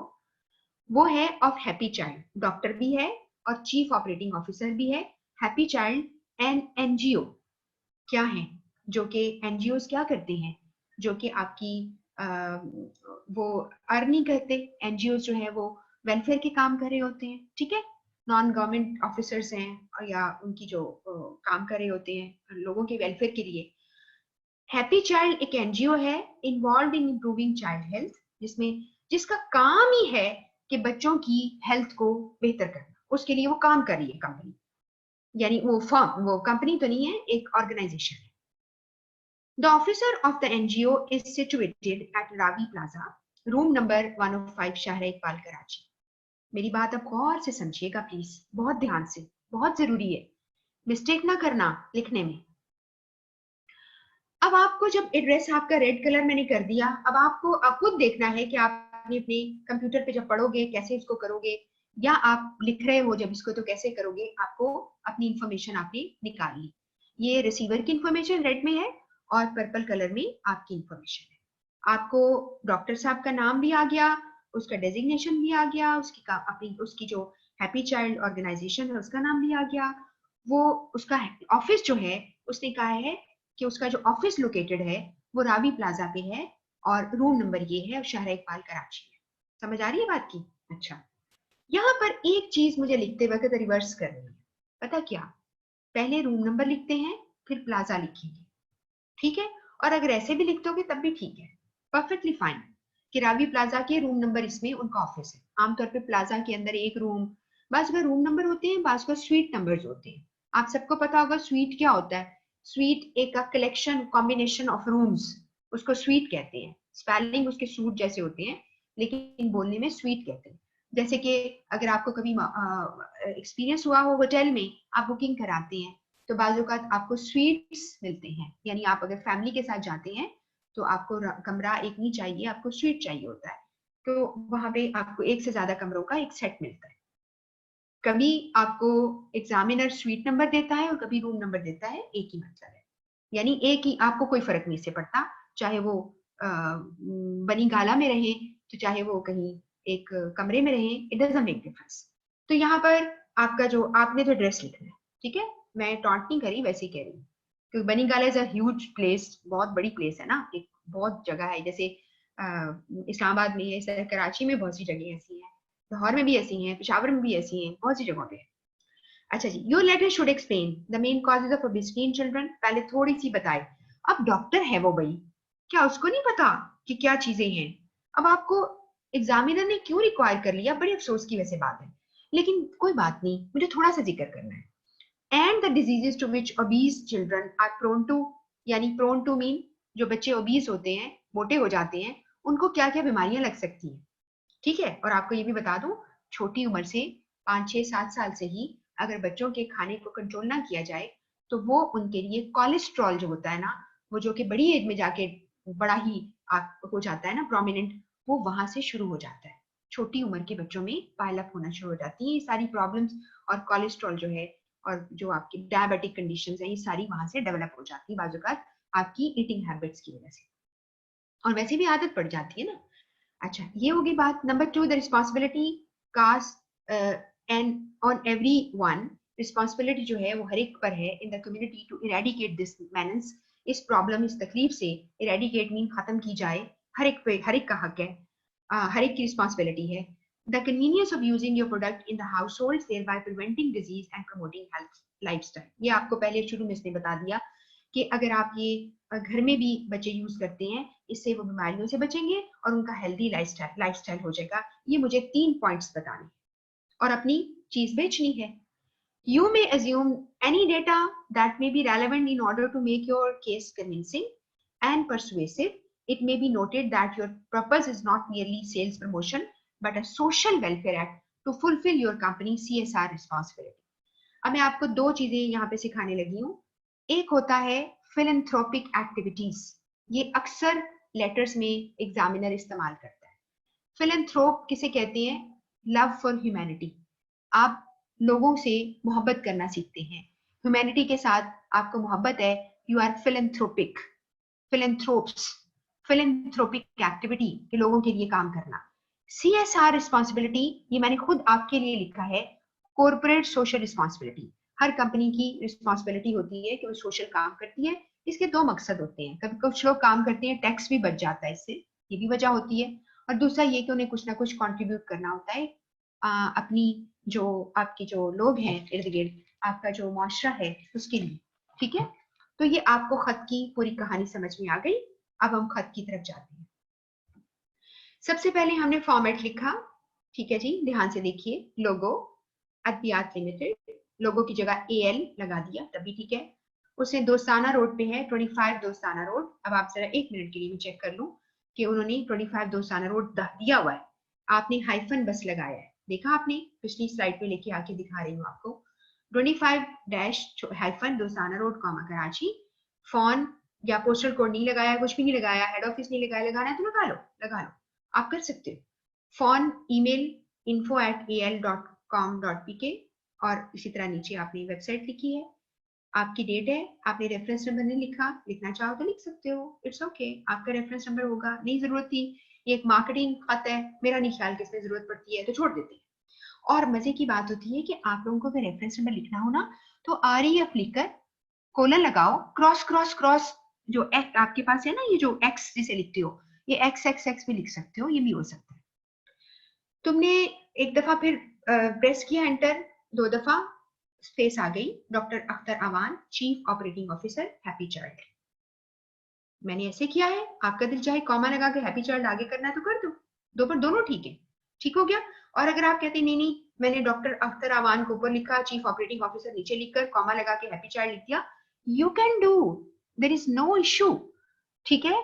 आप परेशान नहीं होंगे कि मैंने ऐसे करना है कैसे करना है, इतनी बड़ी बात नहीं है ये। बस अगर आपने खाली एक डॉक्टर से किसी डॉक्टर का नाम, क्योंकि पाकिस्तान में रिवाज है हमारे नाम ही नहीं खत्म होते, है ना, एक नाम शुरू होता है, यहाँ से वहां तक एक नाम ही चलता रहता है।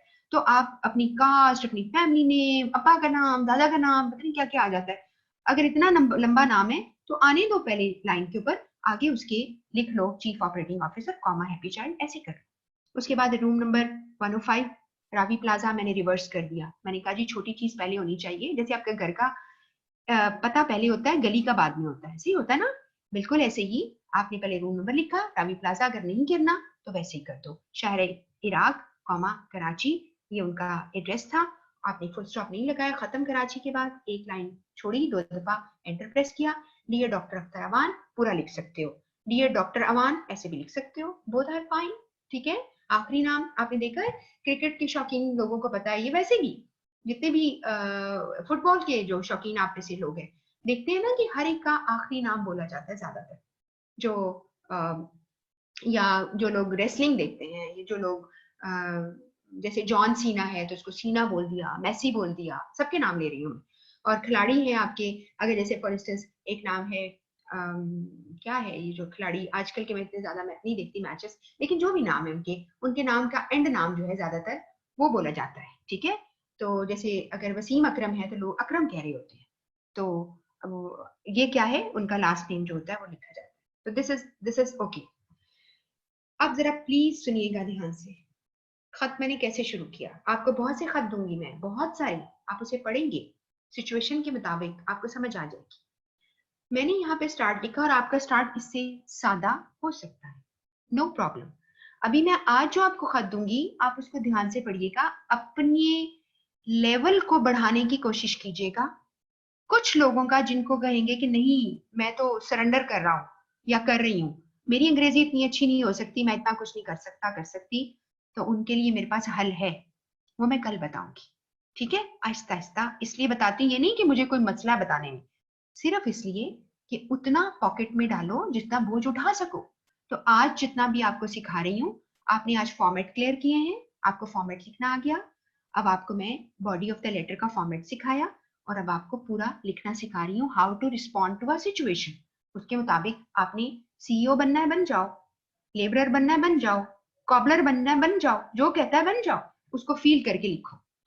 अब आप देखिए लिखते हैं हम, we deeply appreciate the efforts of your NGO in promoting nationwide awareness regarding health, child health। आप सारे लोग खुश हुए कि नहीं स्टार्ट से, किसकी तारीफ कर रहे हो, रिसीवर की, तुम कौन हो?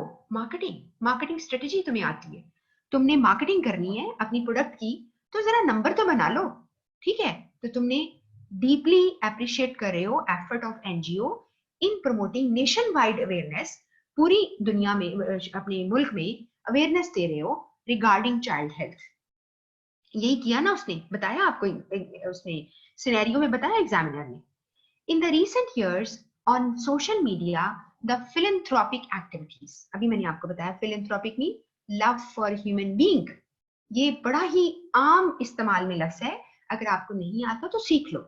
तो आप फिलैंथ्रोप होते हो अगर आप लोगों से मोहब्बत करते हो, और आप मिसएंथ्रोप होते हो जब लोगों से दूर रहते हो, ठीक है? ये मिस खातून का नाम नहीं, आई एम सॉरी, इसके साथ ही लगा दो अगर एंथ्रोप के आगे। जो एंथ्रोप होता है ना, मैं आपको भी एक मिनट जरा मेरी बात सुन ले पूरी। जो एंथ्रोप होता है ना, एंथ्रोपोलॉजी एक साइंस है, इसे कहते हैं science of human beings, anthropology, ठीक है? वहां से ये लफ्ज निकला है। आप लोगों के बारे में राय लेते हैं या लोगों के बारे में इंफॉर्मेशन लेते हो, जैसे सोशियोलॉजी सोसाइटी का इंफॉर्मेशन है आपके पास, ठीक है ना? इसी तरह ये एंथ्रोपोलॉजी, वहां से लफ्ज निकला। तो फिलैंथ्रोप होते हैं, फिल कहते हैं लव को, फिल किसे कहते हैं? लव को। और बात चली है तो मैं बताती चलूं, जैसे एक लफ्ज है फिलॉसफी, कहते हैं ना बंदा बड़ा फिलोसोफर है, ये तो भाई फिलोसोफर है, जरूरी नहीं कि उसने पीएचडी कर रखी हो। आप फिलोसोफर कहते हैं जो बहुत डीप थिंकिंग रखता है। जो फिलोसफी लफ्ज है ना, फिल का मतलब है लव, और सोफिया खवातीन का नाम है। सोफिया लफ्ज ग्रीक वर्ड है या लैटिन वर्ड है, इसका मतलब है विजडम। तो फिलोसफी का मतलब है लव फॉर विजडम, ठीक है? विजडम के लिए मोहब्बत, आपको विजडम आती है, अकल आती है, अकल की बातें, गहरी बातें, तो फिलोसफी से कहते हैं। तो वहां से फिल लफ्ज याद रखिएगा, फिल मीन लव। एक और आपको लास्ट एग्जांपल देती हूँ जो मेरे इस वक्त दिमाग में आ रही है। आप में से हो सकता है कुछ लोग कॉन्टेक्ट लेंसेज यूज करते हो, अगर वो सॉफ्ट कॉन्टेक्ट लेंसेज हैं तो वो हाइड्रोफिलिक होते हैं, यानी पानी में ना डाले, लिक्विड में नहीं डालोगे ना, वो जो गैस सेलाइन टाइप होती है, जहां तक मुझे इंफॉर्मेशन है, कुछ आपको बाजार से मिलते हैं, सोल्यूशन मिलते हैं, उसके अंदर आप डिप करते हो, वो वाटरी होते हैं। वो क्यों आप करते हो? क्योंकि आपका लेंस जो है वो हाइड्रोफिलिक है, लव फॉर वाटर है। और जिनको पानी से डर लगता है उन्हें क्या कहते हैं? हाइड्रोफोबिक, हाइड्रोफोबिया कहते हैं ना, फोबिया मीन खौफ। तो फिल है लव। अब आप सारी बातें, बस आपको मेरे बहुत ज्यादा नॉलेज आपका हो गया अगर आपको याद रहेंगी तो उसने कहा है सोशल मीडिया में philanthropic activities of happy child जो है got visibility eight much larger scale. Social media पे लोगों ने बहुत आपको अप्रिशिएट किया हुआ है, आपके इतने फॉलोअर्स, इतने आपको लाइक्स मिलते हैं, हमारा आजकल काम ही यही है ना। तो हैप्पी चाइल्ड जो है उसमें विजिबिलिटी उसको मिली, यानी लोगों ने उनको पहचान किया, या रिकॉग्निशन मिली, कुछ भी लिख दो, रेपुटेशन मिली, कुछ भी कह लो, फेम मिला at much larger scale, and AL feels greatly privileged।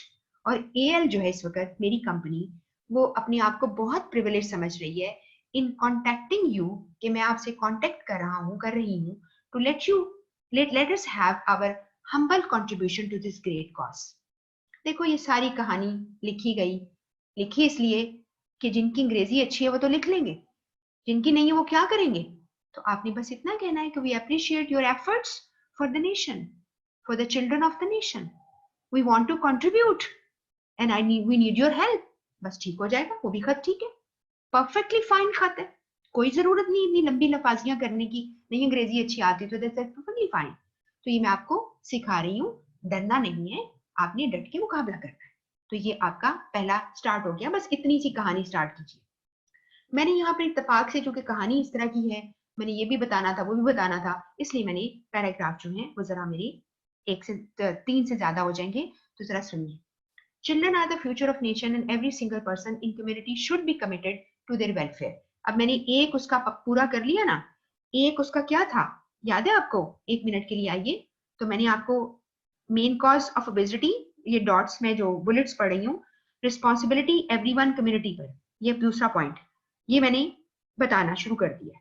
अब मैंने बताया children, second para, children are the future of nation and every single person in community should be committed to their welfare. Happy Child has a focus on child's physical and mental health and we proudly proclaim या claim कह लो that our agenda has much likeness. मेरा और आपका agenda एक ही है। Agenda नहीं लिखना आता, ऑब्जेक्टिव लिख लो, एम लिख लो कि हमारा और आपका एम मैच करता है, ठीक है। एवरीबडी, इसको सादा मैं कर दूं तो everybody has responsibility for the contribution and fortunately, अगला फुल स्टॉप के बाद, fortunately happy child and L they share the aim, they share the goals, हमारा एजेंडा मिलता है। And our focus this time is to address the problem of obesity in children. हमारा children में obesity जो है उसको एड्रेस करना problem है। We all know that childhood obesity is a serious medical condition. अब वो मैं एक और शर्त पूरी कर रही हूँ, उसमें बताना है obesity अच्छी नहीं होती, हालांकि वो डॉक्टर है लेकिन मुझे थोड़ा सा बता दिया मैंने, अच्छी नहीं होती, is a serious medical condition and the common cause are genetic factors, lack of physical activity, unhealthy eating. ये उसने कहा था आपको, जितना आपको आता लिख लें, ठीक है। ये ज्यादातर नहीं आता तो आप कहेंगे जी लैक ऑफ फिजिकल या एक्सरसाइज नहीं करते बच्चे, लैक ऑफ एक्सरसाइज हैबिट्स और अनहेल्थी ईटिंग हैबिट्स, आसान लफ्जों में लिख लो, ठीक है। और कॉम्बिनेशन ऑफ ऑल दीज, या फिर इन सारी बातों का कॉम्बिनेशन की वजह से बच्चे मोटे हो जाते हैं। After thorough research AL is successful in manufacturing ABC syrup. अब आज के लिए मैंने जो आज आपका काम है ना बच्चों में, जरा सब लोग बच्चे बड़े जो मुझे सुन रहे हैं, मैं क्या करने लगी हूँ, मैं आपको कल वाला जो आपका होम टास्क वाली थी ना आपकी, उसके अंदर ही ऐड करके ना आपको मैं भेज देती हूँ, ताकि जिन लोगों ने, या तो खैर कल वाली भी है या मैं अलग से भेज देती हूँ, आपको आज का काम मैं भेज देती हूँ ताकि इसको रीड करो।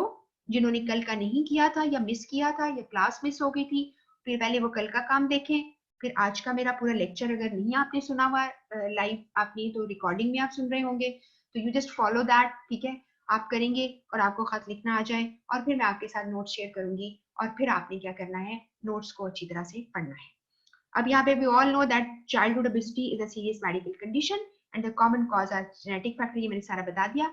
After thorough research AL is successful in manufacturing ABC syrup. अब मुझे सिरप का नाम नहीं आता, मैंने ABC सिरप लिख दिया। That will act as an intervention, intervention mean मुदाखलत करना, टू प्रिवेंट ओबेसिटी, नहीं कहना तो कह दें it would prevent obesity, it would address obesity problem, यूं कह लो it will solve obesity problem, ये कर लो in children। उसके बाद मैंने सारा जो आपको हाईलाइट किया ना और पर्पल कलर से, इसमें मैं ये चीजें बताऊंगी, जीरो साइड इफेक्ट है, नरिशिंग सप्लीमेंट है, अगर आप चाहो तो बुलेट्स में छोटा छोटा लिख सकते हो, जो कि आप यहाँ पे कि नरिशिंग है, इसको आप फ्री सैंपल हम आपको देंगे। ये सारी चीजें जो है ना कि आपको कन्वीनियंट, जहां मैंने सारा ये सारा मैंने शॉर्ट करके आपको बताया कि मैं आगे क्या लिखूंगी। जीरो साइड इफेक्ट लिखूंगी, नरिशिंग सप्लीमेंट है, helps growth in children, keeps them physically fit, ask for convenient time, फिर आप लिख लेंगे कि please give us a convenient time when our representative may visit to deliver free sample, brochure, poster वगैरह वगैरह, स्टैंडीज, इसमें से कोई एक चीज लिखोगे प्लीज, सारा नहीं लिखना। या ब्रोशर देने आएगा, पोस्टर देने आएगा, कोई स्टैंडी बना के दे दोगे, तुम मार्केटिंग वाले हो ना, ध्यान करोगे। तुमने वहां पे स्टैंडी अक्सर देखा नहीं है, मार्केटिंग वाले स्टैंडी रख जाते हैं वहां पर जिसके ऊपर सारी एड होती है। एनक्लोज डिटेल लिटरेचर आपको दे दिए जाएंगे, ठीक है जी। खत्म हो गया मेरा, मैंने आपसे टाइम ले लिया ताकि मैं आपको चीजें पहुंचा सकूं। हमारा रिप्रेजेंटेटिव वी लुक फॉरवर्ड, ये खत्म हो गया, खत्म हो गया। मैंने फिर एक लाइन छोड़ी है, यानी 2 दफा स्पेस बार प्रेस की है, मेरी एंडिंग हो रही है इसके खत की। We look forward to a cooperative and welcoming response, it will support us contribute to envisioning a better and healthy society। इसलिए हमें सपोर्ट करेगा कि हम हेल्दी सोसाइटी जो है उसको देखने वाले हैं। Your sincerely signature Misbah Rahim, director marketing ENC2। ENC2 का मतलब है मैंने 2 डॉक्यूमेंट साथ एनक्लोज किए हैं।